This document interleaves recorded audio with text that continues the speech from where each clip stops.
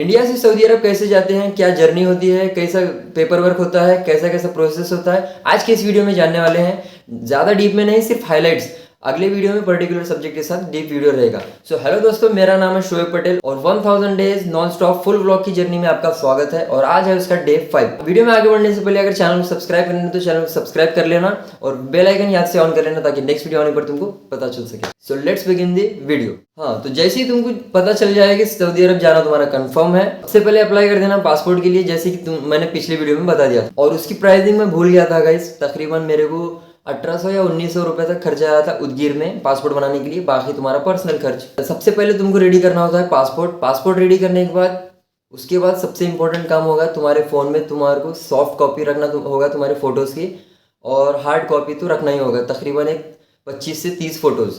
फिर तुम्हारा पासपोर्ट और फोटोज़ और एक पेपर पे सिग्नेचर करके तुम्हारे जो कफील है सऊदी अरब में, या फिर तुमको वहाँ से जो वीज़ा सेंड कर रहे, या फिर कोई कंपनी जिसको तुम कांटेक्ट किए उसको तुम सेंड कर देना।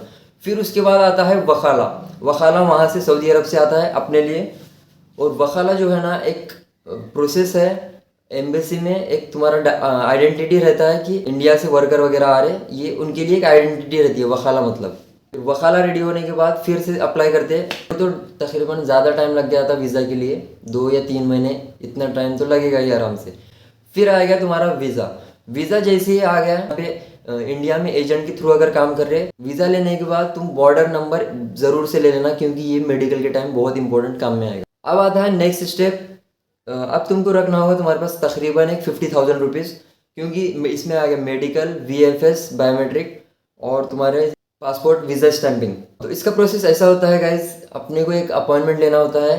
अब जैसे कि मैंने हैदराबाद का लिया था, गल्फ़ कंट्रीज़ के एक मेडिकल सेंटर होते हैं, तो मेडिकल सेंटर जो है ना वहाँ पे जाना होता है। उसका अपॉइंटमेंट तकरीबन 1200 रुपये का होता है, और मेडिकल का खर्चा तकरीबन 8500 रुपये। फिर वहाँ पे जाने के बाद तुम्हारा मेडिकल होगा, मेडिकल होने के बाद रिपोर्ट उसी दिन मिल जाएगी। और वहाँ पे और ऐसा नहीं रहता गाइस कि तुम सऊदी जाना चाहो और तुम चले जाओ, नहीं, मेडिकल अगर तुम्हारा अनफिट अगर आ गया तो तुम सऊदी अरब नहीं जा सकते। तो ये 1-2 मरतबा अनफिट आना कॉमन है। अगर तुमको नहीं हो रहा तो किसी और दूसरी सेंटर से तुम अपॉइंटमेंट लेके अप्लाई कर सकते, जब तक तुम्हारा फिट ना आ जाए। तो ये तो हो गया मेडिकल का प्रोसेस। अब इसके बाद आता है मेडिकल जैसा तुम्हारा फिट आ गया, VFS के लिए अप्लाई कर सकते, जो तुम वहाँ पे 1 या 2 दिन के बाद कर सकते। और हैदराबाद का VFS बायोमेट्रिक सेंटर होता है मेट्रो स्टेशन के अंदर ही होता है गाइस।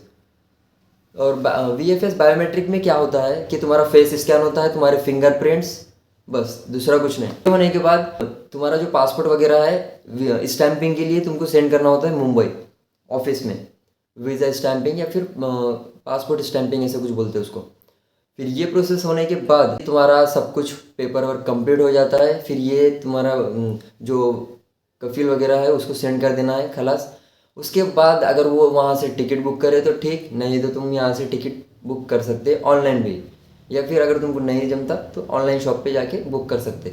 और गाइस टिकट चेक करना कभी भी देखकर, फेस्टिवल के टाइम खासकर टिकट बुक मत करना, क्योंकि वो टाइम पे टिकट महंगे होते हैं। इस तरीके से मेरा सारा प्रोसेस हुआ था। तो हम गए थे गल्फ एयर के प्लेन से। फिर फर्स्ट टाइम जब तुम एयरपोर्ट जाते हो ना, तो एक वहाँ पे अलग ही वाइब आती है। फिर एयरपोर्ट जाने से पहले तुम थोड़ा कुछ बेसिक चीज़ें सीख लेना गाइस, क्योंकि अकेले जब तुम रहते हो ना तो थोड़ा सा अनकंफर्टेबल फील होता। वहाँ जाने के बाद कुछ भी नहीं रहता, तुम्हारा लगेज सबमिट करना होता। लगेज तुम्हारा तकरीबन एक 40 kg तक तुम ले जा सकते। 10 kg तुम जो प्लेन के अंदर कैबिन रहते ना वहाँ पे रख सकते, और बाकी का 30 kg लगेज सेक्शन में। फिर वहाँ पे लगेज सबमिट करने के बाद तुम्हारे को बोर्डिंग पास वगैरह मिल जाएगा, जो तुम्हारा पासपोर्ट के बाद सबसे इम्पोर्टेंट चीज़ होगा एयरपोर्ट पर, वो तुम सामान लेके रखना। जैसे ही तुमको बोर्डिंग पास मिल जाता है, फिर उसके बाद होगा इमिग्रेशन चेक। इमिग्रेशन में जो है ना गाइस, तुम सऊदी अरब क्यों जा रहे हैं ऐसे वैसे 2-3 सवाल पूछ सकते, बट मेरे को तो पूछे नहीं थे, क्योंकि मेरे को बोले थे ऐसा पूछ सकते, ठीक है। चेक करेंगे तुम्हारे पासपोर्ट से तुम्हारी फ़ोटो वगैरह मैच होती नहीं होती। उसके बाद वो सिस्टम में एंटर कर देंगे, और फिर एंट्री मिल जाएगी तुमको 3rd स्टेप में। और 3rd स्टेप एयरपोर्ट पे ऐसा होता है सिक्योरिटी चेक, जहाँ पे तुमको सिर्फ तुम्हारे बॉडी पर क्लोथ्स रहने चाहिए, बेल्ट वगैरह सब निकाल देते, फ़ोन वगैरह सब कुछ ट्रे में, और अगर तुम्हारा बैग वगैरह है तो साइड में, वो पूरा मशीन में से सिक्योरिटी चेक होकर चले जाएगा। फिर एक ऑफिसर होगा, पूरा बॉडी स्कैन करेगा तुम्हारी, और फिर एंट्री एयरपोर्ट के अंदर, खलास। फिर एयरपोर्ट के अंदर एक मरतबा एंट्री हो गई तो वहाँ पे जो है ना शॉपिंग करने के लिए बड़े बड़े शॉप्स वगैरह रहते हैं, बड़े बड़े हाई क्लास के ब्रांड्स और फिर वहाँ पे तुम शॉपिंग वगैरह कर सकते। फिर तुमको बता दिया जाएगा कि तुम्हारा कौन सा जोन है, वो जोन पे तुमको जाकर बैठना है। फिर वहाँ पे तुमको पता चल जाएगा धीरे धीरे। वो प्लेन की जो है ना पूरी सेपरेट टीम रहती है, पूरे मेंबर्स सेपरेट रहते हैं, वो तुमको एकदम कोऑपरेट करेंगे फैमिली की तरह। फिर कैसे जर्नी होगी, तुम प्लेन में बैठ जाओगे, एक अलग ही वाइब आएगी उस प्लेन में। और ज़्यादा कुछ नहीं डरने की बात है प्लेन में, सिर्फ उड़ते वक्त में थोड़ा अपन जब करंट के झूले में झूलते हैं ना, कुछ उस टाइप का फील होता है। फिर एक मरतबा स्टेबल होने के बाद थोड़ा सा ऐसा राइट और लेफ्ट डायरेक्शन होते वक्त थोड़ा सा फील होगा, लैंड हो जाओगे वहाँ पे। फिर सऊदी अरब में पहुँचने के बाद हमारा पहला दिन तो ऐसा होगा तुम्हारा दिमाग काम नहीं करेगा गाइस, क्योंकि वहाँ पे जो है ना आदमियाँ कम और कार ज़्यादा दिखेंगे। फिर सऊदी अरब में पहुँचने के बाद तकरीबन 90 दिन तुम्हारे पास रहते हैं। तुम्हारे को वहाँ पे अखामा बनाना पड़ता है। अखामा जैसा अपना इंडिया आधार कार्ड वगैरह रहता है ना, वैसा अखामा बनाने के लिए तुम्हारा कफिल सब बना देगा वो, उसका टेंशन तुम नहीं लेना। फिर अखामा जब तक नहीं बनता गाइस, तुम बाहर कहीं भी अगर घूम रहे तो पासपोर्ट लेकर घूमना ज़रूरी है। अगर तुम पकड़े जाओगे तो सीधा इंडिया डिपोर्ट। और तुम्हारा अखामा वगैरह बनने के बाद फिर तुम्हारी अखामा आईडी आ जाएगी, जैसा अपना आधार कार्ड वगैरह रहता। फिर तुम कहीं भी घूम सकते, और पहले भी घूम सकते बट पासपोर्ट के साथ, और वीज़ा तुम्हारा साथ में होना चाहिए दिखाने के लिए कि हम वर्क वीज़ा पे हैं। या फिर अखामा वगैरह रेडी हो गया। फिर उसके बाद जो है ना गाइस तकरीबन 1 महीना लगता है सऊदी अरब में स्टेबल होने के लिए। उसके बाद कंटिन्यू वर्किंग होगी वहाँ का। 1 महीने के बाद एनवायरनमेंट समझ में आ जाएगा। और पेपर वर्क वगैरह वहाँ पे जो है ना ज़्यादा कुछ तो रहता नहीं। एक रहता अखामा, दूसरा रहता इंश्योरेंस, फिर तीसरा रहता तुम्हारा खिवा कॉन्ट्रैक्ट जो वर्क का रहता, तुम्हारा बैंक अकाउंट ओपन करना, और एक रहता लास्ट PL जो तुम्हारा पार्सल के लिए रहता। ये सारा प्रोसेस होने के बाद लाइफ ईजी हो जाती है वहाँ पर। फिर तुम आराम से वर्क करके सेटल हो सकते।